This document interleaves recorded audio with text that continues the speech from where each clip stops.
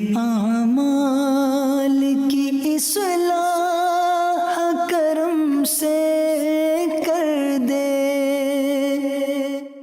الحمدللہ رب العالمین والصلاة والسلام علی سید المرسلین، اما بعد فاعوذ باللہ من الشیطان الرجیم، بسم اللہ الرحمن الرحیم۔ پڑھیے الصلاة والسلام علیک یا رسول اللہ وعلی آلک واصحابک یا حبیب اللہ۔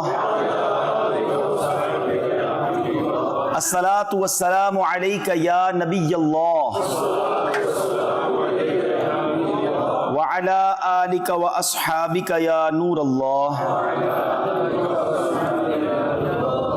درود پاک پڑھنے کے بے شمار فضائل و برکات ہیں۔ درود پاک کی ایسی ایسی فضیلتیں ہم سنتے ہیں، جب بھی سنتے ہیں ایمان تازہ ہو جاتا ہے۔ مگر آج میں ایک حدیث پاک وہ آپ کو سنانے جا رہا ہوں کہ جس حدیث پاک سے ہمیں تصویر کا ایک دوسرا رخ بھی سمجھنے کو ملے گا۔ فضائل تو ہم سنتے ہی رہتے ہیں، مگر بعض اوقات کچھ لوگ یہ سمجھ لیتے ہیں کہ یار درود پاک پڑھ لیا تو اچھی بات ہے، مگر نہیں پڑھ سکے تو کوئی مسئلہ نہیں ہے۔ ایسا نہیں ہے۔ درود پاک کو چھوڑ دینا، درود پاک کو بھول جانا، درود پاک کی عادت نہ رکھنا، یہ ایک بہت بڑی محرومی ہے۔ اب ذرا حدیث پاک سنیے گا۔ ایک بار بی بی عائشہ صدیقہ رضی اللہ تعالی عنہا فرماتی ہیں، حدیث پاک کا مضمون ہے کہ رات کا آخری پہر تھا اور میں اپنے گھر میں بیٹھی کچھ سی رہی تھی۔ فرماتی میرے ہاتھ میں سوئی بھی تھی اور میں اس کو سی رہی تھی کہ اچانک وہ سوئی میرے ہاتھ سے گر گئی اور جو چراغ تھا وہ بھی گل ہو گیا۔ اب ذرا امیجن کیجئے، رات کا آخری پہر جو ہوتا ہے، جو لیٹ نائٹ ٹائم ہوتا ہے، وہ مور ڈارک ہو جاتی ہے رات، مزید اندھیری ہو جاتی ہے رات۔ اب تو اتنی ساری لائٹس لگی ہوئی ہیں، لیکن اگر یہ لائٹیں بند کر دی جائیں تو آپ سوچیے اندھیرا کتنا ہو جاتا ہے۔ اور پھر سوئی، وہ تو ویسی بڑی نیڈل، بڑی باریک سی ہوتی ہے، وہ کیسے تلاش کی جائے؟ کہتی میں اندھیرا بھی ہو گیا اور وہ سوئی تلاش کر رہی تھی، اتنے میں میرے سرتاج صاحب معراج، میرے آقا نور والا چہرہ چمکاتے ہوئے میرے کمرے میں تشریف لے آئے۔ اچھا، نبی پاک علیہ الصلوۃ والسلام جب کمرے میں آئے تو پورا کمرہ بکائے نور، یعنی پورا کمرہ جگمگ جگمگ کرنے لگ گیا۔ اچھا، اس سے امیجن کریں کہ پیارے آقا کے چہرے سے نور کتنا نکلتا تھا کہ یہ ایک نارمل بات نہیں ہے۔ فرماتی اتنی روشنی ہو گئی کہ اس نور سے میں نے اپنی سوئی کو تلاش کر لیا۔ کیا بات ہے، میرے آقا کے نور کی کیا بات ہے، سبحان اللہ۔ اچھا، نبی پاک تو نور والے، میری آقا کی آل بھی نور والی ہے۔ امام حسین رضی اللہ تعالیٰ عنہ کے بارے میں آتا ہے کہ آپ بھی جب کمرے میں داخل ہوا کرتے تھے تو آپ کے چہرے سے اتنا نور نکلتا تھا کہ دیواریں روشن ہو جایا کرتی تھی۔ کیوں؟ نور والے آقا کے نواسے تھے نا۔ سیدی اعلیٰ حضرت امام اہل سنت جب ہی نہیں لکھتے آقا تیری نسل پاک میں ہے بچہ بچہ نور کا، آقا تیری نسل پاک میں ہے بچہ بچہ نور کا، تو ہے عین نور تیرا سب گھرانہ نور کا۔ تیری نسل پاک میں ہے بچہ بچہ نور کا، تیری نسل پاک میں ہے بچہ بچہ نور کا، تیری نسل پاک میں ہے بچہ بچہ نور کا، تو ہے عین نور تیرا سب گھرانہ نور کا۔ سبحان اللہ۔ اب ذرا سنیے گا، اب بی بی عائشہ صدیقہ رضی اللہ تعالی عنہا نے جب وہ نور والا مبارک پیارا چہرہ دیکھا تو آقا سے عرض کی حضور آپ کتنے خوبصورت ہیں، آپ کا چہرہ کتنا نورانی ہے۔ اب نبی پاک علیہ الصلوۃ والسلام نے جو فرمایا نا، وہ سمجھنے والی بات ہے۔ آقا فرماتے جس کا مضمون ہے ہلاکت ہے اس شخص کے لیے جو قیامت کے دن بھی میرا یہ چہرہ نہیں دیکھ سکے گا۔ سمجھدار لوگ بیٹھے ہیں، آن دا ڈے آف ججمنٹ، قیامت کے دن نبی پاک کا چہرہ نہ دیکھ سکنا یہ کوئی چھوٹی محرومی نہیں ہے۔ ذرا سوچئے نا، ہماری بخشش کروانی کس نے؟ ہم نے شفاعت لینی کس سے ہے؟ پیاس لگے گی تو جام کوثر ہم نے کس کے دربار سے لینا ہے؟ ہمیں پل صراط سے پار لگانا کس نے ہے؟ ہر جگہ تو نبی پاک نے کام آنا ہے، لیکن وہ بد نصیب جو قیامت کے دن پیارے آقا کا چہرہ ہی نہ دیکھ سکے گا، تو وہ تو گیا نا, مارا گیا. تو بی بی عائشہ عرض کرتی حضور وہ کون ہوگا کہ جو آپ کا قیامت کے دن چہرہ بھی نہیں دیکھ سکے گا؟ تو پیارے آقا علیہ الصلوۃ والسلام نے فرمایا بخیل ہے وہ شخص, کنجوس ہے وہ شخص. کہ حضور سٹنجی انگریزی میں جس کو کہتے ہیں, حضور وہ کون کنجوس, کون بخیل؟ فرمایا جس کے سامنے میرا ذکر ہو اور وہ مجھ پر درود نہ پڑھے. یعنی نبی پاک کا ذکر ہو کر درود نہ پڑھنا یہ کتنی بری بات ہے کہ قیامت کے دن سرور کائنات صلی اللہ تعالی علیہ وسلم کا وہ چہرہ بھی نہیں دیکھ سکے گا. لوگ بڑا گرانٹڈ لیتے ہیں, نارمل لیتے ہیں, ٹھیک ہے یار کبھی کبھی پڑھ لیتے ہیں درود پاک. ایک اور حدیث پاک سنو, نبی پاک صلی اللہ تعالی علیہ وسلم فرماتے ہیں جو درود پڑھنا بھول گیا وہ جنت کا راستہ بھول گیا. اچھا ایک طرف درود نہ پڑھنے والے سے تو فرمایا چہرہ بھی نہیں دیکھ سکے گا, اور دوسری طرف کیا فرمایا, حدیث کا مضمون ہے تم میں سے قیامت کے دن میرے سب سے زیادہ نزدیک وہ ہوگا جس نے دنیا میں مجھ پر سب سے زیادہ درود پاک پڑھے ہوگا. کہیں فرماتے ہیں جو روزانہ مجھ پر 50 مرتبہ درود پاک پڑھے بروز قیامت میں اس سے مصافحہ کروں گا. ایک طرف ملاقات, ایک طرف قرب ہے, دوسری طرف دوری ہے. Now it's up to you. اب آپ کے اوپر ہے کون سا راستہ اختیار کرنا ہے. درود پڑھ کر نبی پاک کا قرب حاصل کرنا ہے, درود پڑھ کر یوم قیامت نبی پاک کی شفاعت اور دیدار کرنا ہے, یا معاذ اللہ درود سے دور رہ کر نبی پاک سے دور ہو جانا ہے. سمجھیے اس بات کو, انڈرسٹینڈ کیجئے. یہ موبائل فون, یہ سوشل میڈیا ہمارے روزانہ گھنٹوں لے جاتے ہیں. ذرا سوچئے ہم دن میں کتنی بار درود پڑھتے ہیں. میں بھی نیت کروں, آپ بھی نیت کریں کہ انشاءاللہ روزانہ کثرت سے درود پاک پڑھیں. اچھا کثرت سے درود پاک ہے, ایبنڈنس کے ساتھ درود پاک پڑھنے والا کون, یہ بھی تو کوشچن دماغ میں آتا ہے نا کہ میں کیسے یہ ریئلائز کر لوں, مجھے پتہ چل جائے کہ میں کثرت سے درود پاک پڑھنے والا ہوں. علماء نے بڑا پیارا فارمولا دیا ہے, فرمایا جو کم از کم ڈیلی 313 مرتبہ درود پاک پڑھ لے وہ کثرت سے درود پاک پڑھنے والوں میں شامل ہو جاتا ہے. Look how easy. اب آپ 313 بار درود پاک میں کتنی دیر لگتی ہے؟ الصلاۃ والسلام علیک یا رسول اللہ, یہ بھی درود پاک. صلی اللہ تعالی علی محمد صلی اللہ علیہ وسلم, یہ بھی درود پاک. تو اگر درود پاک پڑھنا شروع کر دیں, اور اس کا میں آپ کو ایک ٹول بھی بتا دیتا ہوں, طریقہ بھی بتا دیتا ہوں. جو چیز کرنی ہوتی ہے نا اس کا کوئی طریقہ بھی ہوتا ہے نا. آپ اپنے ساتھ تصویر رکھنا شروع کر دیں. اپنے جیب میں تصویر رکھیں, اپنی گاڑی میں رکھیں, ہو سکے تو اپنے آفس جہاں جس ٹیبل پہ بیٹھتے ہیں وہاں تصویر رکھیں. تسبیح ہوتی ہے نا ہاتھ میں, انسان پڑھنا شروع کر دیتا ہے. میرے شیخ طریقت امیر اہل سنت کمال کی بات فرماتے ہیں, تسبیح زبان کی لگام ہے. تسبیح ہاتھ میں ہو زبان ذکر و درود شروع کر دیتی ہے. تو انشاءاللہ نیت کریں کہ روزانہ کثرت سے درود پاک پڑھیں گے. آئیے محبت کے ساتھ بآواز بلند درود پاک پڑھ لیں. صلو علی الحبیب صلی اللہ تعالی علی محمد صلی اللہ علیہ وسلم. 10 محرم الحرام کا دن, one of the unique day in the history of universe. کائنات کی تاریخ کا اگر میں کہوں تو شاید غلط نہ ہوگا کہ اہم ترین اگر کچھ دن بنائے جائیں تو یوم عاشور کا دن ہے. اس دن بڑے اہم واقعات ہوئے. حضرت آدم علیہ السلام کی ولادت اسی دن ہوئی, آپ کی توبہ قبول بھی اسی دن ہوئی, کائنات کی سب سے پہلی بارش بھی یوم عاشور نازل ہوئی تھی, چاند ستارے سورج یوم عاشور کو بنائے گئے, حضرت ابراہیم کی ولادت بھی یوم عاشور ہوئی. 10 محرم کا ہی دن تھا. 10 محرم کا دن تھا جب نمرود کی آگ سے آپ کو نجات ملی. حضرت موسیٰ کی پیدائش بھی 10 محرم کو ہوئی. فرعون کے اس لشکر سے جو دریائے نیل میں وہ غرق ہوا اور آپ کو نجات ملی وہ بھی 10 محرم کا دن تھا. حضرت نوح علیہ السلام کی کشتی کوہ جودی پر آ کر جو ٹھہری تھی وہ بھی 10 محرم کا دن تھا. یعنی اگر آپ ہسٹری اٹھائیں تو موسٹ امپورٹنٹ جو واقعات ہوئے ہیں ان میں سے بڑے بڑے واقعات 10 محرم الحرام کو ہوئے. مگر سن 61 ہجری میں ایک ایسا واقعہ ہوا, میں یہ کہوں تو غلط نہ ہوگا, جس نے ساری دنیا کو ہلا کر رکھ دیا. ایک ایسا واقعہ کہ اس سے پہلے ظلم و ستم اور جس کو آپ کہیں کہ بربریت کی ایسی مثال دنیا میں کہیں نہیں ملتی. آسمان نے یہ منظر کیسے دیکھا ہوگا, زمین نے یہ منظر کیسے دیکھا ہوگا جب 10 محرم الحرام سن 61 ہجری میں کربلا کے میدان میں نواسہ رسول امام حسین رضی اللہ تعالی عنہ اور آپ کے قافلے والوں پر جو ظلم کیا گیا, ایک طرف تو محبتوں سے خط لکھ کر بلایا گیا اور پھر وہ بے وفائی کی گئی کہ پورے خاندان کو پیاسا جس طرح رلایا گیا، ستایا گیا اور پھر شہید کر دیا گیا، یہ داستان کہیں نہیں ملتی۔ 1380 سال 1379 ایئرز ہونے والے ہیں، بہت ٹائم ہوتا ہے یہ، 14 صدیاں، اٹس ٹو لانگ۔ مگر کمال دیکھیں کہ 14 صدیاں گزرنے کے بعد بھی جب بھی یہ بات سنتے ہیں تو دل رنج سے بیٹھ جاتا ہے، دل پر ایک کیفیت طاری ہو جاتی ہے کہ یہ کیسے ہوا تھا۔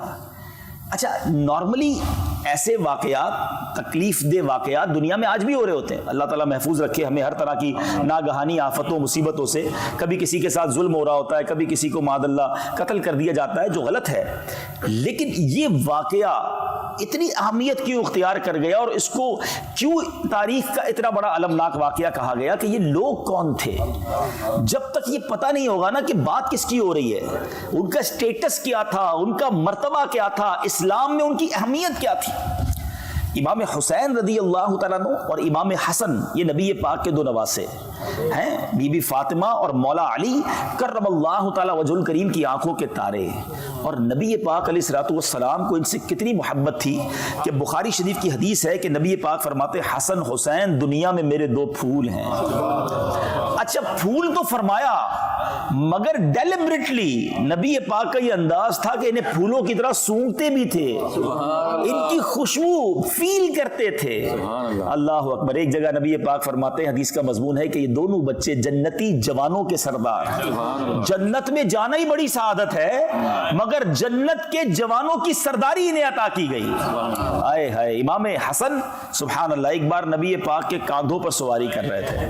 آپ نے دونوں شہزادوں کے بارے میں ایک لفظ سنا ہوگا، راکب دوش مصطفیٰ، یہ ان کا ایک بہت خوبصورت اور یہ یونیک لقب ہے، دنیا میں اور کس کو ملے گا؟ کیوں؟ راکب کہتے سوار کو، دوش کہتے کاندھوں کو، نبی پاک کے کاندھوں پر سواری کرنے والے۔ اللہ اکبر، نبی پاک کے کاندھوں پر سواری کرنے والے۔ ایک بار امام حسن کو نبی پاک کاندھوں پر اٹھا کے کہیں جا رہے تھے، ایک صحابی رسول نے بڑی محبت سے کہا، برخوردار اے شہزادے تمہاری سواری کتنی اچھی ہے، کیونکہ نبی پاک کے کاندھوں پر تھے، لیکن look at the level of love، نبی پاک کی محبت کا انداز دیکھیں۔ آقا فرماتے یہ بھی تو کہو سوار کتنا اچھا ہے، یہ میرا بیٹا، یہ سوار بھی کتنا اچھا ہے۔ Look at the connection with رسول اللہ صلی اللہ تعالی علیہ وسلم۔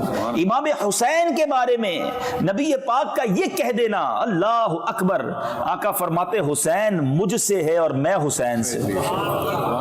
محبت کا یہ عالم تھا کہ جبریل امین ایک بار نبی پاک کی بارگاہ میں آئے، پیارے آقا کی گود میں ایک پیارے آقا کے زانو پر حضرت امام حسین تھے، بچپن کا عالم تھا، اور دوسرے زانو پر حضرت ابراہیم، یہ نبی پاک علیہ الصلوۃ والسلام کے اپنے صاحبزادے، دو بیٹے سمجھ لیں، ایک بیٹا ایک نواسا۔ جبریل امین آئے اور عرض کی حضور اللہ تعالیٰ یہ دونوں کو آپ کے پاس جمع نہیں فرمائے گا، یعنی کسی ایک کو قبول کر لیجئے، کسی ایک کو پسند کر لیجئے، حدیث کا مضمون ہے، یعنی چوائس دی گئی نبی پاک کو کہ ایک نے دنیا سے جانا ہے، اب آپ کس کے لیے فیصلہ فرماتے ہیں؟ اللہ کے حبیب علیہ الصلوۃ والسلام نے کچھ اس طرح فرمایا کہ اگر ابراہیم دنیا سے جاتے ہیں تو مجھے افسوس ہوگا، لیکن اگر حسین جاتے ہیں تو مجھے بھی افسوس ہوگا، علی کو بھی رنج پہنچے گا، بی بی فاطمہ بھی غمگین ہو جائیں گے۔ نبی پاک نے حضرت ابراہیم رضی اللہ تعالیٰ عنہ اپنے بیٹے کا جانا قبول کر لیا، اور کچھ دنوں کے بعد حضرت ابراہیم دنیا سے چلے گئے، اور نبی پاک امام حسین کو دیکھ کر فرمایا کرتے تھے یہ وہ میرا بیٹا ہے جس پر میں نے اپنا بیٹا قربان کیا۔ آپ ذرا سوچو، آج ہمارے یہاں کوئی بچہ پیدا ہو تو ہم کیا کرتے ہیں، کسی بزرگ سے بات کرتے ہیں کہ حضور اذان دے دے کان میں، ہم کسی بزرگ سے رابطہ کرتے ہیں کہ اس کو گٹی دے دے۔ امام حسین رضی اللہ تعالیٰ عنہ کی قسمت پر ہماری جانیں قربان۔ فرسٹ آف آل، سب سے پہلی آواز جو امام حسین کے کانوں نے سنی وہ کسی اور کی نہیں، وہ نبی پاک کی آواز سنی۔ اچھا، اللہ کے حبیب نے اپنی آواز سنائی، اور سنایا کیا؟ سب سے پہلے اللہ کا نام سنایا۔ اذان میں کیا کہتے ہیں؟ اللہ اکبر، اللہ اکبر۔ اذان دینے والے کون ہیں؟ جناب رحمت للعالمین، اور رب العالمین کا نام سنا رہے کسے؟ امام حسین کو۔ ارے امام حسین کی ابتدا تو دیکھو کہ آپ کو جو پہلی خوراک ملی ہے، نبی پاک نے کوئی کھجور چبا کر نہیں ان کے منہ میں ڈالی، کوئی شہد چاٹ کر ان کے منہ میں نہیں ڈالا، نبی پاک نے اپنی زبان امام حسین کے منہ میں دے دی ڈائریکٹلی. یعنی پہلی غذا جو امام حسین امام علی مقام رضی اللہ تعالیٰ عنہ کے شکم میں آپ کے پیٹ میں جاتی ہے وہ نبی پاک کا لعاب دہن ہے. Look at the value, look at the status. بات کس کی ہو رہی ہے؟ نبی پاک جنہیں کاندھوں پہ سواری کریں, جنہیں گود میں بٹھائیں, پیارے آقا سجدے میں جائیں تو یہ کاندھے پر سوار ہو جائیں. نبی پاک سجدہ طویل کر دیں. اس قدر پیار, اس قدر محبت. اللہ اکبر. اور رب عز و جل نے مقام کیسا دیا کہ ان دونوں شہزادوں کی ایک اور خوبصورت بات سنیے کہ امام حسن جو ہے نا وہ نبی پاک سے چہرے میں مشابہ تھے. پیارے آقا کے چہرے کے عکس سمجھ لیجئے امام حسن ہیں, اور سر سے لے کر سینے تک. اور امام حسین کو یہ شرف ملا کہ سینے سے لے کر پیر تک وہ نبی پاک علیہ الصلوۃ والسلام کے ہم شکل ہیں. پیارے آقا کے سراپے کی کاپی سمجھ لیں. اللہ اکبر. صحابہ کرام کو جب پیارے آقا کے پردہ فرمانے کے بعد جب نبی پاک کی یاد ستاتی تھی نا تو دونوں شہزادوں کو ساتھ کھڑا کرتے پیارے آقا کا پورا سراپا سامنے آ جاتا تھا. نبی پاک کی گویا شبیہ سامنے آ جاتی تھی. اللہ اکبر. یہ بات سیدی اعلیٰ حضرت نے کمال انداز میں, اتنی شاندار انداز میں بیان کی ہے کہ آج بھی سنے تو ایمان تازہ ہو جاتا ہے. سیدی اعلیٰ حضرت فرماتے ہیں ایک سینے تک مشابہ, ایک وہاں سے پاؤں تک ہیں. ایک امام حسن سینے تک سملر ہیں, مشابہ ہیں. ایک سینے تک مشابہ, ایک وہاں سے پاؤں تک. حسن سبتین ان کے جاموں میں ہے نیما نور کا. سبتین کہتے ہیں امام حسن حسین کی جمع کو حسنین بھی کہتے ہیں, سبتین بھی کہتے ہیں کہ ان دونوں کا حسن ایسا ہے کہ یہ ایسا نیما نور کا ہے کہ آدھا جو ہے امام حسن کے پاس وہ شرف ہے اور سینے سے لے کر پیر تک امام حسین کے پاس. مگر اگلی جو بات کہی نا اعلیٰ حضرت نے, آپ فرماتے صاف شکل پاک ہے دونوں کے ملنے سے عیاں. یعنی جب یہ دونوں ملتے ہیں نا تو پورا سراپا سامنے آ جاتا ہے. اور جو اگزامپل دی ہے اعلیٰ حضرت کا علم دیکھیں, آپ فرماتے ہیں صاف شکل پاک ہے دونوں کے ملنے سے عیاں, خط توأم میں لکھا ہے یہ دو ورقہ نور کا. اب ذرا سمجھیے گا اس بات کو, کمال آپ کو پیار ہو جائے گا اعلیٰ حضرت سے. سیدی اعلیٰ حضرت کا کمال ہی, ان کو جتنا سمجھے نا ان کی عظمت, ان کی محبت اور بڑھ جاتی ہے. خط توأم کسے کہتے ہیں؟ یہ ایک اصطلاح ہے, یہ ایک ٹرمینالوجی ہے. آج کل آپ آسان لینگویج میں ینگسٹرز بھی بیٹھے ہیں, کوڈ ڈی کوڈ جس کو کہتے ہیں نا, خفیہ ورڈز ہوتے ہیں, پاس ورڈز ہوتے ہیں. فوجی لوگ جو ہوتے ہیں یا اسٹریٹجی پلان ہوتی ہے وہ نارمل لینگویج میں نہیں ہوتی, وہ کوڈز میں ہوتی ہے تاکہ کسی کے ہاتھ میں لگ بھی جائے تو پتہ نہ چلے یہ کیا ہے. تو پہلے تو یہ سب نہیں تھا, اور فیکس, ٹیلی فون, واٹس ایپ یہ بھی نہیں تھا. تو پہلے کیا ہوتا تھا کہ اگر فوج جو ہے یا کمانڈوز جو ہیں یا کمانڈر کسی محاذ پر ہیں اور اب ان کو کوئی اسٹریٹجی بھیجنی ہے تو ایک بندہ خط لے کر جاتا تھا. اب سوال یہ تھا کہ راستے میں کوئی انٹرسیپٹ کر لے, وہ خط ہی چھین لے تو پتہ چل جائے گا کیا پلان بھیجا جا رہا ہے. تو اس کو دو پارٹ میں بھیجا جاتا تھا. ایک آدھا خط بھیجتے تھے, وہ آدھا خط ملتا تھا نا تو بات سمجھ نہیں آتی تھی جب تک دوسرا خط نہیں آتا تھا. پہلے پہنچنے کی اطلاع آ جاتی, پھر دوسرا روانہ کیا جاتا. جب ان دونوں کو ملایا جاتا تو یہ بات پوری سمجھ آتی تھی کہ اصل ماجرا کیا ہے. اس کو کہتے تھے خط توأم. اللہ اکبر. اعلیٰ حضرت کہتے ہیں کہ صاف شکل پاک ہے.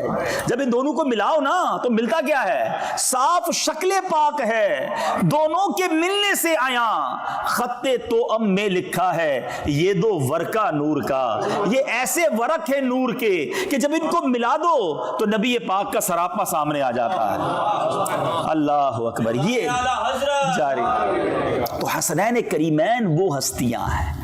اب جب یہ اسٹیٹس, یہ مقام, یہ مرتبہ آپ کے سامنے ہے نا, پھر سمجھنا, پھر اس واقعے کی جو اہمیت ہے وہ سمجھ آئے گی کہ بات کس کے ساتھ ہو رہی ہے, یہ ظلم ہوا کس کے ساتھ ہے. لیکن نازوں سے پلے ہوئے, آنکھوں کے تارے ہیں, نبی پاک کے جگر کے ٹکڑے, مگر اس کے باوجود ایک بار پیارے آقا علیہ الصلوۃ والسلام آنسو بہا رہے تھے, گریہ فرما رہے تھے. ہماری امی حضور نے پوچھا کہ حضور کیا ہوا؟ نبی پاک علیہ الصلوۃ والسلام نے کچھ اس طرح فرمایا کہ جبریل امین آئے تھے اور مجھے آ کر بتایا کہ میرے اس نواسے کو میری امت کے لوگ شہید کر دیں گے, اور مجھے جبریل امین نے اس جگہ کی مٹی بھی دکھائی ہے. پیارے آقا نے وہ مٹی حضرت ام سلمہ رضی اللہ تعالی عنہا کو بھی دکھائی, اور پیارے آقا نے اس مٹی کو سونگ کر کچھ اس طرح فرمایا کہ اس سے کرب و بلا کی بو آتی ہے, اور وہی کربلا کی مٹی تھی. اور جب حضرت امام حسین رضی اللہ تعالیٰ عنہ کو 10 محرم کو شہید کیا گیا تو وہ مٹی بھی لال ہو گئی تھی۔ اب بڑی اہم بات جو میں آج کربلا کا واقعہ آپ کو نہیں سناؤں گا، واقعہ کربلا ہم بچپن سے سنتے آ رہے ہیں اور سنتے رہیں گے، مگر اس پورے انسیڈنٹ سے، اس پورے واقعے سے سیکھنے کو کیا ملا؟ ہر سال 10 محرم آتی ہے، میری ذات میں کیا فرق آتا ہے؟ میں اس سے کیا میسج لیتا ہوں؟ امپلیمنٹیشن کیا ہوتی ہے؟ نیاز بھی بناتے ہیں، نعرے بھی لگاتے ہیں، میں تو پنجتن کا غلام ہوں، صحیح ہے، بڑی اچھی بات ہے، لیکن کیا یہی پیغام کربلا ہے؟ کیا یہی اس پورے واقعے سے امت کو سیکھنے کو ملتا ہے؟ نہیں جناب، ہم اس کی بڑی اہم چیزیں مس کر رہے ہیں۔ پہلا آپ کے لیے میسج، میرے لیے میسج کہ نبی پاک کو معلوم تھا کہ امام حسین شہید کر دیے جائیں گے، مولا علی کرم اللہ تعالی وجہ الکریم کو معلوم تھا، ٹھیک ہے، بی بی فاطمہ کو بھی معلوم تھا، صحابہ کرام کو بھی پتہ چل گیا تھا، مگر کمال یہ ہے کہ کبھی ایک بار امام حسین کا جو یہ واقعہ ہوا نا، آپ کی آلموسٹ ایج 56 ایئرز تھی، یعنی پیدائش کے وقت بتا دیا گیا ہے، 56 ایئرز کے بعد یہ واقعہ ہوا ہے۔ اس پورے سفر میں، اس پورے ٹائم میں کبھی ایک بار نبی پاک نے ہاتھ اٹھا کر اللہ سے دعا کی ہو کہ یا اللہ میرے نواسے حسین پر یہ مشکل وقت نہ آئے، یہ مصیبت ٹال دے، ہیں؟ کبھی مولا علی نے عرض کی ہو کہ حضور آپ کی دعائیں رد نہیں ہوتی، آپ کی دعا تو عرش پر جاتی ہے، ہاتھ اٹھائیں، آپ کو حسین سے پیار بھی بڑا ہے رضی اللہ تعالیٰ عنہ، دعا کر دیں۔ بی بی فاطمہ عرض کرتی، کسی نے نہیں کہا، کیوں؟ پتا تھا مگر یہ دعا نہیں کی۔ اللہ اکبر، یہ اللہ اکبر بھروسہ کیسا تھا، یہ امتحان کی تیاری تھی، ایوری بڈی نوز، سب کو پتا تھا کہ یہ امتحان، یہ ایگزام ہونا ہے، but we are ready, we are prepare, بچے کو تیاری اس امتحان کے لیے کیا جا رہا ہے۔ یہ میسج ہے، یہ کربلا کا میسج ہے کہ زباں پر شکوے رنجو علم لایا نہیں کرتے، زباں پر شکوے رنجو علم لایا نہیں کرتے، نبی کے نام لیوا غم سے گھبرایا نہیں کرتے۔ امتحان اللہ والوں پر آتے ہیں، امتحان اللہ کے نیک بندوں پر آتے ہیں اور زیادہ آتے ہیں، مگر ہم جیسے گناہ گاروں پر چھوٹا سا امتحان، چھوٹی سی تکلیف، چھوٹا سا ایگزام آ گیا، پہلے ایگزام میں فیل، پہلے ہی امتحان میں فیل، پہلی باری میں شکوہ، شکایت، کمپلین۔ اب بتاؤ نا، ایک طرف تو کہتے ہیں پنجتن کے غلام ہیں، انہوں نے سر کٹوا دیے، شکوہ نہیں تھا۔ کیا کربلا کے میدان میں 3 دن کے پیاسوں نے یہ کہا تھا اللہ سے کہ یا اللہ ہم تو تیرے نبی کی آل ہیں، پھر بھی پیاسے ہیں، پھر بھی ہمیں تلواروں سے مارا جا رہا ہے؟ سب اللہ کی رضا پر راضی تھے۔ آج تھوڑے بیمار ہو جائیں، تھوڑے پیسے کم ہو جائیں، تھوڑا کاروبار میں لاس ہو جائے، تھوڑی جاب میں پرابلم ہو جائے، تھوڑے ویزا کے ایشوز آ جائیں، کمپلین کمپلین کمپلین۔ کبھی کبھی تو ایسا ہوتا ہے کہ کسی سے پوچھو نا بھائی طبیعت کیسی ہے، کیا حال ہے، یقین کریں یہ پوچھنے کے بعد افسوس ہو رہا ہوتا ہے، پوچھا کیوں اس سے یار، اتنی بڑی لسٹ نکالتا ہے، پھر طبیعت بھی خراب ہے، کاروبار بھی برباد ہے، گھر میں بھی کچھ نہیں ہے، ادھر بھی پرابلم ہے، وہ بھی مسئلہ ہے۔ بندہ کہ یار زندگی میں اس کے کوئی سکھ نہیں دیا اللہ نے، کوئی شکر کا جملہ نہیں، کوئی اللہ کی مہربانی کی بات نہیں، ٹینشن، تکلیفیں، کمپلین۔ مجھے بتاؤ نا، یہ جو ہم لوگوں کو بتاتے پھرتے ہیں مجھے یہ مسئلہ، وہ مسئلہ، یہ پرابلم، کیا یہ بتانے سے پرابلم ٹھیک ہو جاتی ہے؟ ٹھیک نہیں ہوتی، مگر جو اجر، جو ثواب، جو نعمت آپ کو ملنی تھی وہ بھی ضائع ہو گئی، بیماری بھی رہی، ثواب بھی چلا گیا، نقصان حل نہیں ہوا، پیسے واپس نہیں آ گئے جو کھو گئے تھے، مگر جو صبر کا ثواب تھا وہ بھی چلا گیا۔ نہیں میرے میٹھے اسلامی بھائیوں، اور یہ تو قرآن کا وعدہ ہے، یہ اعلان تو پہلے سے ہوا ہے کہ ہم تمہیں آزمائیں گے، ہم سب کو آزمایا جائے گا۔ یاد رکھیے، کبھی کبھی یہ شیطان وار کرتا ہے کہ یار پہلے میں نماز نہیں پڑھتا تھا، اتنے پرابلمز نہیں تھے، جب نماز پڑھنے لگا ہوں، دین کی طرف آنے لگا ہوں، مذہبی میں نے ذرا تھوڑا سا گیٹ اپ بھی اپنا لیا ہے، میں تھوڑا سا حلال کی طرف آ رہا ہوں، تو یہ ڈیفیکلٹی بڑھتی کیوں جا رہی ہیں؟ تو یہ پھر وسوسہ ڈالتا ہے شیطان کہ یار یہ کیا ہو رہا ہے۔ سبحان اللہ، نبی پاک کی کیا شان ہے، میرے آقا چند جملوں میں مسئلے حل کر دیتے ہیں۔ نبی پاک علیہ الصلوۃ والسلام نے ایک بار ارشاد فرمایا جس کا مضمون ہے کہ سب سے زیادہ جس کو تکالیف آتی ہیں، جس کو پرابلمز آتی ہیں، وہ انبیاء کرام ہیں۔ اب بتاؤ نا، نبیوں کے تو قدموں کی دھول کے برابر بھی نہیں نا، جب نبیوں کو سب سے زیادہ تکلیفیں آتی ہیں، پھر آقا نے فرمایا اس کے بعد اس پر زیادہ مشکل آتی ہے جو دین سے جتنا قریب ہوتا ہے، جو جتنا دین کے اللہ کے قریب ہوگا اس پر اتنی ڈیفیکلٹی آئیں گی۔ آقا فرماتے ہیں جس کا مضمون ہے، دراصل اللہ کی منشا، اس کی مشیت یہ ہے کہ میرے بندے سے زندگی میں جو خطائیں ہو گئیں، جو غلطیاں ہو گئیں، میں کچھ آزمائشیں بھیجوں، تکلیفیں بھیجوں، وہ صبر کرے، اس کے وہ گناہ دنیا ہی میں معاف ہو جائیں۔ اب میرا بندہ میرے پاس آئے تو گناہوں سے پاک آئے، میں اسے جنت میں داخل کر دوں۔ اب بتاؤ یار، یہ بیماری، یہ پریشانی، یہ ڈیفیکلٹی تو میرے گناہ معاف کروانے آئی تھی، یہ تو اللہ نے مہربانی کی تھی۔ ہمارے اسلاف، ہمارے بزرگان دین ویلکم کرتے تھے پریشانی کو، انتظار کرتے تھے کہ خیر تو ہے، اتنے دن گزر گئے، کوئی ٹینشن ہی نہیں آئی ہے۔ اور ہم ہیں کہ چھوٹی سی تکلیف پر واویلا، کمپلین، ناشکری، کفریہ کلمات تک لوگ بول جاتے ہیں۔ امیر اہل سنت کا وہ شعر بڑا کمال کا ہے، آپ فرماتے ہیں پیارے مبلغ معمولی سی مشکل پہ تو گھبراتا ہے، پیارے مبلغ معمولی سی مشکل پہ تو گھبراتا ہے، دیکھ حسین نے دین کی خاطر سارا گھر قربان کیا۔ آپ کبھی درس دینے جاتے ہیں، کوئی ڈانٹ دے، کہتے ہیں میں درس نہیں دوں گا، میں قافلے میں نہیں جاؤں گا بھائی، وہاں تو صحیح طریقے سے ویلکم بھی نہیں ہوا، میں دین کا کام نہیں کرتا بھائی، آج کل بہت مشکل ہے، چھوٹی سی بات پر دین کا کام چھوڑ دیا۔ شیطان تو چاہتا یہی تھا، امام حسین بھی کہتے خط لکھ کر بلایا تھا، ویلکم کرنے کا وعدہ کیا تھا، ادھر تو تلواریں، میں بھی واپس جاتا ہوں، سر کٹوا دیا، کمپرومائز نہیں کیا۔ اور ہم ہیں کہ چھوٹی چھوٹی بات پر بہت زیادہ ہم واویلا کرتے ہیں۔ اور ایک اور آخری بات، پھر ٹاپک تھوڑا سا آگے لے کر چلتے ہیں۔ بعض اوقات ایک اور بھی شیطان وسوسہ ڈالتا ہے کہ یار میں اتنی دعائیں کرتا ہوں، اللہ سے اتنی التجائیں کرتا ہوں، لوگ کہتے ہیں کعبے پر جا کر دعا کرو، ادھر بھی دعا کی، فلاں بزرگ کے مزار پہ جا کے بھی دعا کی، فلاں بزرگ سے بھی دعا کروائی، خود بھی تہجد میں اٹھ کے دعا کی، میرا تو مسئلہ ہی حل نہیں ہوتا، میری پرابلم ہی سالو نہیں ہو رہی، اتنے ٹائم ہو گیا، کاغذات کا مسئلہ ہے، حل ہی نہیں ہو رہا، اولاد مانگ رہا ہوں تو مجھے اولاد ہی نہیں مل رہی۔ ابھی میں آ رہا تھا تو مجھے ایک بہت طویل میسج کسی نے لکھا تھا کہ معاذ اللہ، اس میں بڑے کمپلین والے جملے بھی تھے کہ اللہ تعالیٰ تو ماں سے زیادہ چاہنے والا ہے، پھر بھی مجھے اولاد نہیں دے سکتا۔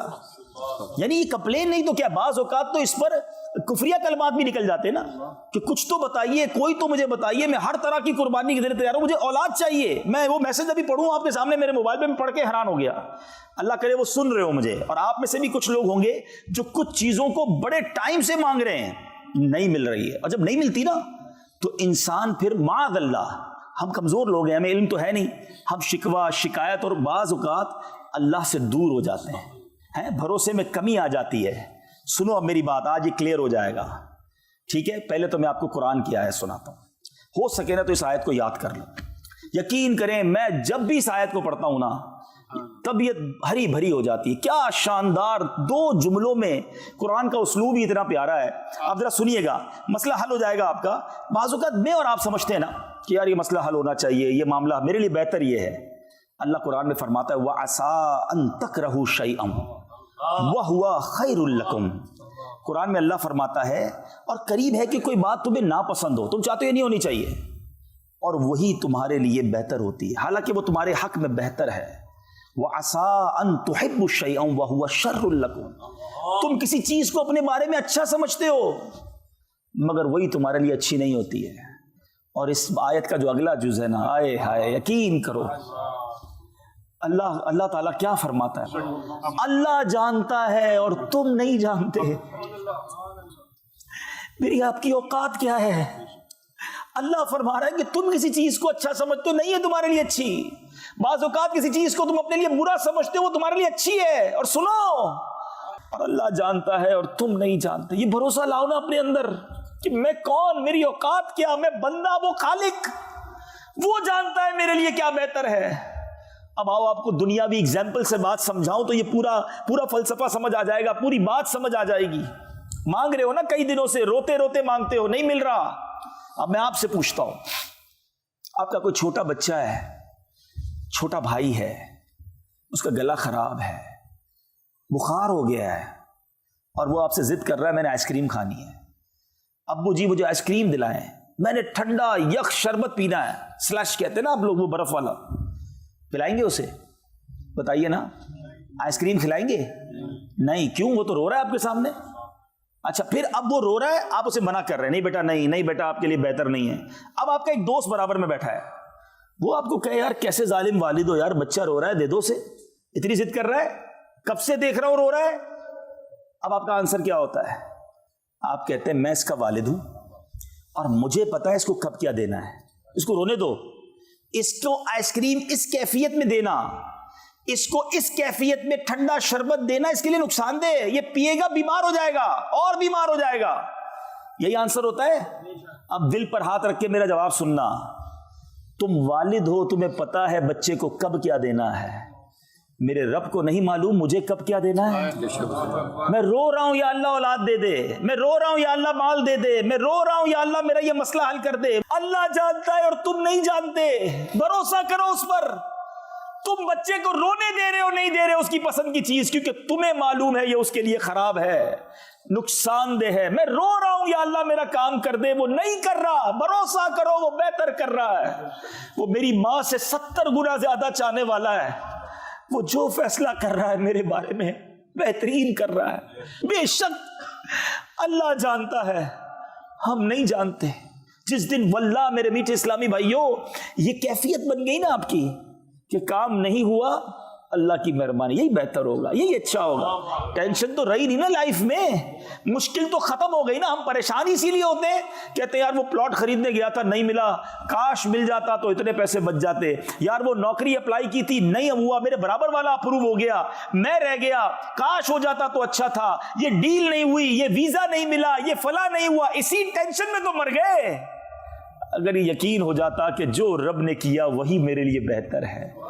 علماء کہتے ہیں کچھ لوگوں کا غریب رہنا, بات سننا بڑی گہری ہے, کچھ لوگوں کا غریب رہنا ان کے ایمان کے لیے ضروری ہے, اور کچھ لوگوں کا امیر ہونا ان کے ایمان کے لیے اچھا ہے. کیونکہ اگر وہ امیر ہوں گے, جو غریب ہے نا وہ پیسے والے ہو جائیں گے تو بے ایمان ہو سکتے ہیں, اور جو پیسے والے ہیں وہ غریب ہو جائیں گے تو ان کا ایمان خطرے میں آ جائے گا. اللہ کی تقسیم ہے, وَتُعِزُّ مَن تَشَاءُ وَتُذِلُّ مَن تَشَاءُ بِيَدِكَ الْخَيْرُ. وہ جسے چاہے جیسے عطا فرمائے. بھروسہ تو رکھو, سب پر بھروسہ, رب پر بھروسہ نہیں. کاش آج یہ مدنی پھول لے کر جائیں کہ بس اللہ پر بھروسہ ہو, اللہ کے وعدوں پر یقین ہو, اللہ کے فیصلوں پر یقین ہو. کربلا والوں کو یقین تھا. ہمارا امتحان ہے, we are ready for that, ہم تیار ہیں. تو آج سے آپ اور میں بھی نیت کریں کہ ہر امتحان میں, ہر مشکل میں ہم اللہ کی رضا پر راضی رہیں گے, ناشکری نہیں کریں گے. چھوٹی چھوٹی باتوں پر کمپلین نہیں کی جاتی. حضرت رابعہ بصریہ نے ایک بار کمال کی بات کہہ دی.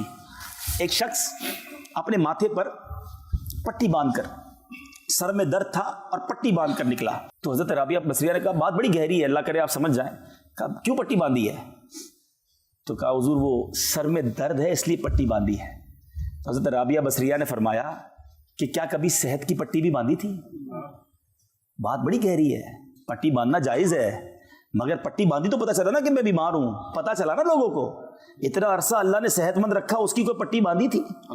تو اب تھوڑا سا نقصان, تھوڑا سا لاس سب کو بتاتے ہیں. او ہو بھائی آج کل کاروبار بڑا ڈاؤن ہے, میرا موبائل کھو گیا تو فلاں نقصان ہو گیا, تو فلاں پرابلم ہو گئی. کبھی نفع کر کے بتاتے ہو لوگوں کو, آج کو بڑے پیسے بنائے, آج یہ بھی کیا, آج وہ بھی کیا. وہ نہیں بتاتے. شکر کی باتیں نہیں, کمپلین کی باتیں, ڈیفیکلٹی کی باتیں نہ بتائیں کسی کو. شعر ہے نا, کسی کا احسان کیوں اٹھائیں, کسی کو حالات کیوں بتائیں, کیا فائدہ دنیا والوں کو بتا کر. کسی کا احسان کیوں اٹھائیں, کسی کو حالات کیوں بتائیں. تم ہی سے مانگیں گے تم ہی دو گے, تمہارے در سے ہی لو لگی ہے. بتائیں نا اللہ رب العالمین کی بارگاہ میں, نبی پاک سے عرض کریں دنیا والوں کو میں کیوں بتاؤں کہ میرے ساتھ کیا مسئلہ ہے. انشاءاللہ صبر کا دامن تھامے رکھیں, انشاءاللہ خیر مقدر رہے گی. اچھا, اب کربلا کا واقعہ یہ کیوں ہوا تھا؟ امام حسین کو یزید نے جب یہ اعلان کیا اور لوگوں نے اس کی بیعت کرنا شروع کی, اور بڑے بڑے صحابہ تھے, بڑے بڑے نیک لوگ تھے جنہوں نے انکار کر دیا کہ ہم اس یزید پلید کی بیعت نہیں کریں گے. اب کوفہ سے کنٹینیو خط لکھے گئے امام حسین کو کہ حضور آپ کوفہ آئیے اور ہم آپ کی بیعت کرنا چاہتے ہیں, ہم یزید کی بیعت نہیں کرنا چاہتے. امام حسین کو بھی معلوم تھا, صحابہ کو بھی معلوم تھا کہ کوفہ کے پاس ہی وہ علاقہ ہے کربلا جہاں شہید کیے جائیں گے. کوفہ والوں کی بے وفائی بھی بڑی مشہور تھی. امام حسین صحابہ کرام نے کہا حضور اب نہ جائیں, یہ لوگ با وفا نہیں ہیں. مگر سنیے امام حسین کا جواب. آپ فرماتے ہیں جس کا مضمون یہ کہ میں اللہ کی بارگاہ میں کیا جواب دوں گا اگر یہ کھڑے ہو گئے قیامت کے دن کہ یا اللہ ہم تو امام حسین کو بلاتے رہے, وہ آتے تو ہم ان کے ہاتھ پہ بیعت کر لیتے. حجت تمام کرنے کے لیے امام حسین نے پہلے مدینہ شریف چھوڑا, ساری زندگی مدینے میں رہے. یاد رہے امام حسین پیدا بھی مدینہ پاک میں ہوئے تھے, 55 سال کی عمر میں مدینہ چھوڑا, مکے آ گئے. مکے آنے کے بعد پھر 3 ذوالحجہ کو آپ نے یہ سفر کیا. لک ایٹ دا قربانی، سیکریفائس دیکھیں. 3 ذوالحجہ کا مطلب سمجھتے ہو؟ ساری دنیا حج کرنے مکے پہنچتی ہے، اور امام حسین ان دنوں میں نیکی کی دعوت دینے، اسلام کی سر بلندی کے لیے، نانا کے دین کو بچانے کے لیے مکہ بھی چھوڑ کر کوفہ کے لیے روانہ ہو گئے ہیں. آج چھوٹی سا سیکریفائس، گھر چھوڑنے کے لیے، آفس چھوڑنے کے لیے، تھوڑا ٹائم دینے کے لیے لوگ تیار نہیں ہوتے. نہیں بھائی ہمارے پاس تو کوئی ٹائم نہیں ہے، ہم بہت بیزی ہیں، ہمارے پاس کہاں وقت نکالیں گے دین کے کام کے لیے، قافلے کے لیے، فلاں کام کے لیے. تھوڑا بھی وقت نہیں نکالو گے اور کہتے ہو کہ کربلا والوں کے غلام ہیں، پنجتن کے غلام ہیں. سب کچھ چھوڑا اور اب جب کوفہ پہنچے امام حسین. اب اس سے پہلے ایک واقعہ کیا ہوا کہ جب امام حسین کو بہت منع کیا گیا نا کہ حضور آپ نہ جائیں، تو بیچ کا راستہ یہ نکالا گیا کہ ایسا کرتے ہیں وہاں کے حالات دیکھنے کے لیے ہم ایک اپنا ڈیلیگیشن بھیج دیتے ہیں، کسی نمائندے کو بھیج دیتے ہیں. تو حضرت مسلم بن عقیل رضی اللہ تعالیٰ کو بھیجا گیا کہ وہاں جائیں، حالات دیکھیں، پھر وہ ہمیں اطلاع کریں، پھر چلے جائیں گے. حضرت مسلم بن عقیل گئے تو کمال ہو گیا. ایوری بڈی ویلکمڈ ہم، ہر طرف سے ان کے نعرے تھے، ویلکم کیا گیا. امام حسین کے نائب کے طور پر ان کے ہاتھ پہ ہزاروں لوگوں نے بیعت کر لی. تو انہوں نے جب معاملات اتنے اچھے دیکھے، معاملات اتنے زبردست دیکھے، تو امام حسین کو خط لکھ دیا کہ حضور یہاں تو معاملہ بہت اچھا ہے اور آپ آئیے، لوگ آپ کی بیعت کرنا چاہتے ہیں، بہت محبت کرتے ہیں آپ سے. اور یہ اس کربلا کے واقعے کا ٹرننگ پوائنٹ تھا. اللہ کی کرنی تھی، ہونا تھا، مگر یہ جو ٹرننگ پوائنٹ تھا نا وہ یہ تھا کیونکہ اس زمانے میں موبائل کمیونیکیشن تو تھا نہیں. ادھر خط روانہ ہوا، ادھر کوفہ والوں نے بے وفائی کرنا شروع کی. اور ایک وقت ایسا آیا کہ حضرت مسلم بن عقیل نے نماز کوفہ کی جامع مسجد میں پڑھائی. سینکڑوں لوگ پیچھے امامت میں تھے، مگر جب سلام پھیرا تو پیچھے ایک بھی مقتدی نہیں تھا. نماز میں ہی بے وفائی کر کے چلے گئے. بے شک ان کو دھمکیاں دی گئی تھی، ان کو بڑا ٹارچر کیا گیا تھا، مگر بڑا ظلم کیا، بڑی بے وفائی کی. حضرت مسلم بن عقیل کو بھی شہید کیا گیا، آپ کے بچوں کو بھی شہید کیا گیا. مگر حضرت مسلم بن عقیل کا آخری وقت تک یہ جملہ تھا کہ کوئی میرے امام کو بتا دے کہ میرے ساتھ کیا ہوا ہے. کیونکہ ان کو اپنی فکر نہیں تھی، ان کو یہ فکر تھی کہ میرا خط ملے گا تو وہ چل پڑیں گے کہ سب ٹھیک ہے. اور یہی ہوا. امام حسین وہاں سے چل پڑے، نکل گئے. لیکن بہرحال طویل واقعہ ہے کہ پھر 72 کربلا والوں کے سامنے 22,000 کا لشکر بھیجا گیا. دنیا میں ایسی جنگ کب ہوتی ہے؟ یہ تو لڑنے نہیں گئے تھے نا، بچوں کو لے کر، فیملی کو لے کر کوئی لڑنے جاتا ہے؟ یہ قافلہ تو اس لیے گیا تھا کہ بلایا گیا ہے، ویلکم کیا جائے گا، وہاں اسلام کی دعوت دیں گے، نیکی کی دعوت دیں گے، لوگ بیعت کریں گے. اور ادھر خوخار لشکر کو بھیج دیا گیا، 22,000 کا لشکر. تاریخ دان لکھتے ہیں کہ اتنا بڑا کیوں انتظام کیا گیا تھا. 72 لوگوں میں کچھ تو لیڈیز تھیں، بچے تھے، چند 100 سپاہی کافی تھے. انہیں پتا تھا کہ یہ شیر خدا کا خون ہے، یہ اللہ کی تلوار کی اولاد ہے، نبی پاک اور شہزادی کونین کا خون ہے ان کے اندر. ان سے آسان نہیں ہے لڑنا. اور ایسا ہوا بھی کہ جب یہ مارکا ہوا تو کئی لوگ خاک و خون میں نہلا دیے گئے اور ان کو برباد کیا گیا امام حسین کی تلوار سے. اور بڑے بڑے ہمارے جو اہل بیت اطہار کے جو سمجھیے کہ شاہ سوار تھے، لیکن آخرکار 3 دن کی پیاس، 3 دن کی بھوک، یہ شہید کر دیے گئے. لیکن میں نے کہا نا کہ میں تفصیلی واقعے کی طرف نہیں جانا چاہ رہا ہوں، میں آپ کو چند باتیں پوائنٹ آؤٹ کروانا چاہ رہا ہوں تاکہ آج کے بعد اب ہم یہاں سے کھڑے ہوں تو اپنی ذات میں کچھ تبدیلی لے کے کھڑے ہوں، کچھ امپلیمنٹیشن لیں. آپ کو پتہ ہے شب عاشور کیا ہوا تھا؟ 9 محرم کے بعد جو رات آئی تھی، صبح 10 محرم ہے، عاشورہ ہے، تیاری ہو رہی ہے کہ صبح لڑائی ہوگی اور معاذ اللہ صبح خون کی ندیاں بہائی جائیں گی. What happened on the night of Ashura? The night between 9th and 10th Muharram, there are 2 camps. 2 camps تھے. ایک 72 اہل بیت اطہار والے تھے اور ایک یزیدی کیمپ تھا جہاں 22,000 لوگ تھے. حسینی خیمہ تھا، یزیدی خیمہ تھا. کیا ہو رہا تھا اس رات؟ حسینی خیمے میں تلاوت ہو رہی تھی، دعائیں ہو رہی تھی، سجدے ہو رہے تھے، التجائیں ہو رہی تھی، گریہ وزاری ہو رہی تھی. اور یزیدی خیمے میں ناچ ہو رہا تھا، گانے ہو رہے تھے، شراب ہو رہی تھی، عیاشیاں ہو رہی تھی. This is the message of شب عاشور for all of you. ہم سب کے لیے یہ پیغام ہے کہ ہماری راتیں کیسے گزر رہی ہیں، تلاوت میں، نماز میں، عبادت میں، یا معاذ اللہ شراب میں، بے حیائی میں، ناچ گانوں میں، فلموں ڈراموں میں. اے پنجتن کا غلام کہلانے والوں، میں آپ سے بات کر رہا ہوں. بات تو بڑی کرتے ہیں کہ میں امام حسین پر اپنی جانیں قربان، کربلا والوں پر سب کچھ قربان، لیکن بتاؤ نا لائف کیسی گزار رہے ہو، یزیدی طریقے پر یا حسینی طریقے پر؟ حسینی طریقہ تو نمازوں والا، سجدوں والا، تلاوت والا ہے، یزیدی طریقہ ناچ گانے اور بے حیائی اور بدکاری والا ہے۔ ادھر لالچ تھی نا کہ معاذ اللہ ان کو شہید کر دو تو تمہیں یہاں کی گورنری ملے گی، اتنے پیسے ملیں گے، لالچ، مال، ہوس، یہ سب ادھر تھا، یہ ہمارے دل میں کدھر سے آ گیا ہے؟ حسینی قافلے والے تو لٹانے آئے تھے، قربان کرنے آئے تھے، اور آج مسلمان لالچ میں اندھا ہوا ہے، حرام کماؤں یا حلال کماؤں مجھے نہیں پتا، پیسے چاہیے بھائی، جس بھی جگہ جاب بتاؤ جاب کرنے کے لیے تیار ہوں، چاہے شراب بیچنی پڑے، چاہے سور کا گوشت بیچنا پڑے، ہیں بس بتاؤ یار پیسے ملنے چاہیے، چاہے سود کا پیسہ ہو چلے گا، پیسے بتاؤ کتنے ملیں گے۔ افسوس ہوتا ہے کبھی کبھی رونگٹے کھڑے ہو جاتے ہیں کہ کسی ملک کا ویزا لینے کے لیے اپنے مذہب کے کھانے میں کچھ اور لکھ دیتے ہیں، منہ نہیں دکھانا اللہ کی بارگاہ میں، پیش نہیں ہونا کربلا والوں کے سامنے۔ ذرا سوچو، وہ تمام لوگ سوچیں جو اپنے دین کو کمپرومائز کرتے ہیں، جو اپنے عادات اور اپنی اطوار کو درست نہیں کر رہے، یزیدی طریقے پر زندگی گزار رہے ہیں۔ اگر محشر کے دن امام حسین سے ملاقات ہو گئی، کربلا والوں سے ملاقات ہوئی اور انہوں نے پوچھ لیا کہ ہم نے تو نانا کے دین کے لیے جانیں قربان کر دی، تم کیا کر کے لائے ہو، تو کیا جواب دو گے؟ ہیں کہ ہمیں تھوڑے پیسے چاہیے تھے، ہم تو دین ہی بیچ آئے ہیں، ہم تو جناب کیا کریں، یورپ میں رہتے تھے، ہم نے تو بھائی پیسے کمانے تھے، سروائیو کرنا تھا، اس لیے سارے غلط کام کیے۔ چھوٹی چھوٹی باتوں پر کمپرومائز کر لیتے ہیں، ادھر وہ بھی کمپرومائز کر لیتے نا۔ امام حسین نے باطل کے آگے سر نہ جھکایا اور نانا کے دین کے پرچم کو بلند کر دیا ہے۔ اگر وہاں امام حسین کمپرومائز کرتے نا تو آج ساری دنیا کہتی جب نبی کے نواسے کمپرومائز کر سکتے تو ہم کیا کریں بھائی، ہم بھی فلاں جگہ رہتے ہیں، وہاں بڑے حالات خراب ہیں، بڑا معاملہ ٹھیک نہیں ہے۔ اچھا باتیں ہم ساری کرتے ہیں، امتحان جب آتا ہے نا، پیسے سامنے آ جائیں، کوئی ڈیل آ جائے، اوہو اتنے یورو، اتنے لاکھ روپے بچیں گے، یار آج کر لیتے آئندہ نہیں کریں گے۔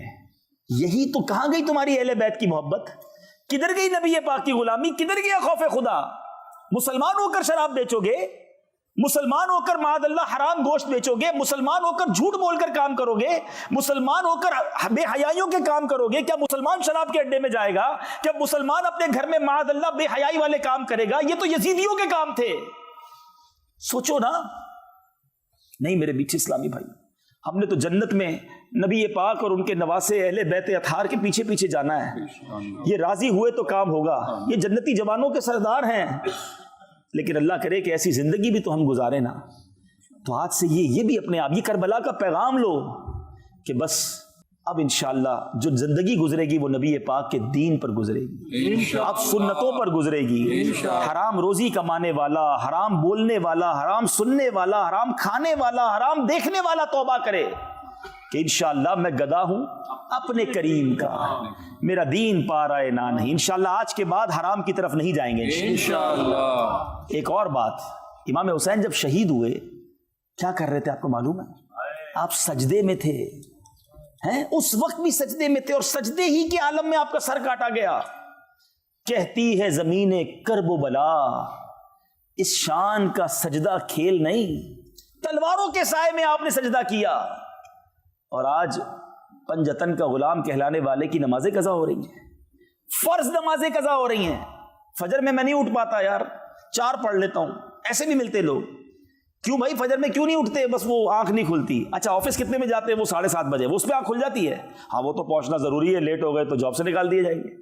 آفس نہیں چھوٹتا، فلائٹ نہیں چھوٹتی، میٹنگ نہیں چھوٹتی، ٹرین مس نہیں ہوتی، فجر مس ہو جاتی ہے۔ ظہر میں کیا کروں، وہ جاب میں ٹائم نہیں ملتا، عصر میں ذرا بیزی ہوتا ہوں تو اس لیے نکل جاتی ہے عصر۔ اللہ اکبر اللہ اکبر۔ نماز سے کہتے ہو مجھے کام ہے، کام سے کہو مجھے نماز ہے، وہ کام نہیں چاہیے مجھے جو میری نماز قضا کر دے۔ بھروسہ کرو اللہ پر۔ کیسے جواب دو گے امام حسین کو قیامت کے دن کہ وہ اگر فرمائے میں تو کربلا کے میدان میں سجدہ مس نہیں کیا اور تم بستروں پر بیٹھ کر سجدہ مس کرتے تھے؟ نیت کریں، یہ ہے پیغام کربلا کا کہ آج کے بعد ہماری کوئی نماز قضا نہیں ہوگی۔ امام حسین کے سر انور کو جب نیزے پر اٹھایا گیا نا، اس وقت وہ سر انور تلاوت کر رہا تھا۔ صحابہ کرام نے سنا کہ لبہائے مبارکہ ہل رہے تھے اور آپ کے سر انور سے ایک تلاوت کی آواز آ رہی تھی۔ امیر علیہ سنت لکھتے ہیں نا، عبادت ہو تو ایسی ہو تلاوت ہو تو ایسی ہو، سرے شبیر تو نیزے پہ بھی قرآن سناتا ہے، وہ نیزے پہ قرآن سنائیں۔ اور اہل بیت کا غلام ہے، امام حسین کا غلام کہلانے والا، کربلا والوں کا غلام کہلانے والا، اس کو پورا سال ہی قرآن پڑھنے کی توفیق نہ ملے، بلکہ قرآن پڑھنے ہی نہ آتا ہو۔ بتاؤ نا، یہ کیسی غلامی ہے، یہ کیسی محبت ہے؟ یقیناً نیاز منانا سعادت ہے، یقیناً ان کا دن منانا اچھی بات ہے، ایصال ثواب کرنا، مگر صرف کربلا کے واقعے کو کھچڑا بنا کر نیاز بنا کر ہی تو فائنل نہ کر دینا، کچھ تو اپنی ذات میں امپلیمنٹ لائیں کہ بس یار اس بار میں نے کربلا کے بارے میں سنا، امام حسین نے کربلا پہ بھی سجدہ کیا، شہادت بھی سجدے میں ہوئی، سر بھی تلاوت کرنے والا تھا، تو بس اب میری زندگی بھی سجدوں اور تلاوت میں گزرے گی، میں بھی روز قرآن پڑھوں گا تو آپ کو باقاعدہ فیض ملا نا اہل بیت کا۔ سبحان اللہ، دعوت اسلامی کا ماحول کمال کا ماحول ہے، صرف پرابلم بتاتا نہیں، دعوت اسلامی سولوشن بھی دیتی ہے۔ نماز پڑھنے کا کہا، اب ہو سکتا ہے کسی کے ذہن میں خیال آئے کہ یار نماز پراپر تو کہیں سیکھی نہیں ہے۔ دعوت اسلامی میں سمجھتا ہوں دنیا کی ون اینڈ اونلی آرگنائزیشن ہے کہ جو نماز کورس کرواتی ہے، ہمیں نماز باقاعدہ سکھائی جاتی ہے۔ ہو سکتا ہے کسی کے ذہن میں خیال ہے یار یہ کیا ضرورت ہے، ہم سارے نماز پڑھتے ہیں بھائی۔ ہاں تو یہ نماز کے بارے میں تو ویسے ہی آپ اپنا ٹیسٹ عید والے دن کر لیتے ہوں گے کہ جب کوئی رکوع میں جا رہا ہوتا ہے، کوئی ہاتھ اٹھا رہا ہوتا ہے، سجدے میں ادھر ادھر دیکھ رہے ہوتے ہیں، تو بھائی ہمیں نماز ہم نے سیکھی کہاں ہے؟ مجھے بتائیے نا، لوگوں کو دیکھ کر ہم نے نماز پڑھی ہے، اتنی بیسکس ہے نماز کی جو ہمیں نہیں پتا۔ تو 5 روزہ کہیں 7 روزہ فیضان نماز کورس ہوتا ہے، آپ نماز کورس کریں، آن لائن بھی ہو رہا ہے دعوت اسلامی کا، QuranTeacher.net پر آن لائن نماز سیکھیں، کوئی بات نہیں، ایک بار چیک کروا لیں، ہو سکتا ہے ٹھیک ہو تو بالکل ٹھیک ہے، نہیں ہے تو نماز ٹھیک ہو جائے گی۔ پھر اس کے بعد تلاوت قرآن جو میں نے بات کی، تو بہت بڑی تعداد وہ ہے جس کو مخارج سے قرآن پڑھنا نہیں آتا، پراپر پروناؤنسیشن سے قرآن پڑھنا نہیں آتا، اور اس کی بنا پر بعض اوقات قرآن پڑھنے کی برکتیں بھی نہیں ملتی۔ تو الحمدللہ ایک ویب سائٹ ہے ہماری QuranTeacher.net، چاہیں تو نوٹ کر لیں، اس پر آپ جائیں اور اپنی مرضی کے ٹائم کے مطابق راؤنڈ اے کلاک جب بھی چاہیں، آپ جس وقت بھی فارغ ہیں، جی ہاں، یورپ کے کسی بھی وقت میں آپ آن لائن اس میں ایڈمیشن لیں، 1 to 1 انشاءاللہ پاکستان سے ایک قاری صاحب آن لائن آپ کو قرآن پاک پڑھائیں گے انشاءاللہ۔ آپ کہیں گے میں تو قرآن پڑھتا ہوں، تو بھائی پہلے ایک بار ٹیسٹ دے دیں، آپ کا قاعدہ ٹھیک ہے آپ قرآن سے شروع کر دیں، قرآن کے مخارج ٹھیک ہو جائیں آپ حدیث پڑھنا شروع کر دیں۔ 30 کورسز ہیں، بلکہ آپ آن لائن درس نظامی بھی کر سکتے ہیں۔ تو برائے کرم علم دین کی طرف آ جائیں، بغیر علم کے زندگی اچھی نہیں ہے، بغیر قرآن کے زندگی اچھی نہیں ہے۔ حدیث پاک کا مضمون ہے وہ دل ویران ہے جس میں کچھ قرآن نہیں ہے۔ پوچھو نا اپنے آپ سے، پوچھو کتنا قرآن ہے دل میں۔ اللہ کرے کہ یہ سینہ نور قرآن سے منور ہو جائے، اللہ ہمیں قرآن کے فیضان سے مالا مال فرما دے۔ سبحان اللہ، کربلا والوں کا پیغام ہے کہ قرآن کو تھام لو، نماز کو تھام لو، نبی پاک کے دین کو تھام لو، تکلیف آئے تو صبر کرو، اللہ کی رضا پر راضی رہو۔ اللہ کرے یہ کربلا کا پیغام میں بھی یاد رکھوں، آپ بھی یاد رکھیں اور اپنی زندگی میں اس کو شامل کریں۔ میرے اعمال کی اصلاح